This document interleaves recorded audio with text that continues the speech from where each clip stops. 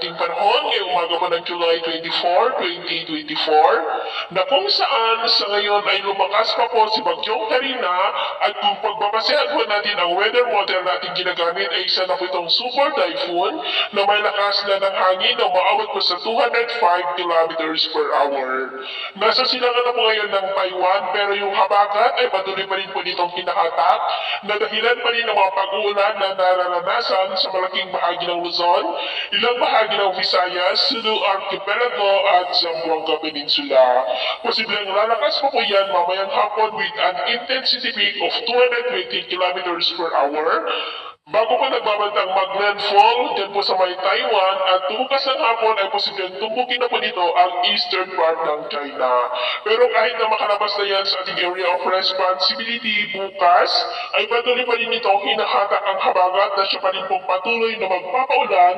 lalo na po sa kanlurang bahagi ng ating bansa, particular na po dyan sa may Luzon, hanggang pa po sa weekend. At sa ating naman pong long range forecast, ay wala pa naman pong bagyo na nakikita na tatawid dito sa ating bansa hanggang sa susunod na 2 linggo ay posibleng storm free po tayo. At sa lagay po ng ating panahon, ngayong madaling araw ay maulan pa rin sa may Batanes at Mabuyan Group of Islands. Dulot pa rin po yan ng bagyong si Karina. At dahil naman sa habagat, ay maulan na rin sa may Ilocos Region, ilang bahagi ng Cordillera,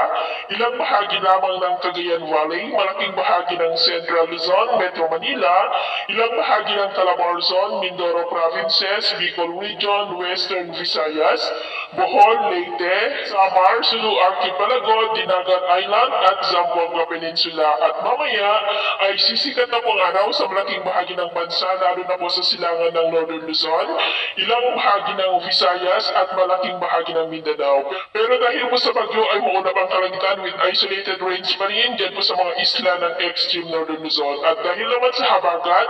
ay maunap ang kalangitan with isolated light to heavy rain sa may Ilocos Region, ilang bahagi ng Cordillera, Central Luzon, Metro Manila, Calabarzon, Legazpi, Mindoro Provinces, Romblon, Western part ng Panay Island,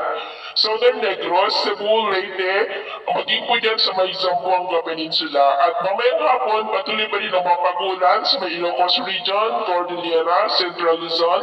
Metro Manila, Calabarzon, ilang bahagi ng Southern Luzon, ilang bahagi ng Cavite at Mindanao, kaya mag-ingat pa rin tayo sa posibleng banta pa rin ng mga pagbaha at pagguho ng lupa.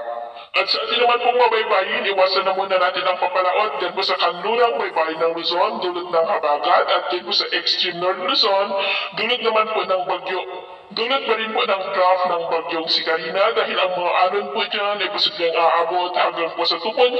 to 5 meters height. Iwasan po muna natin ang papalaot dyan po sa mga may kulay pula para mas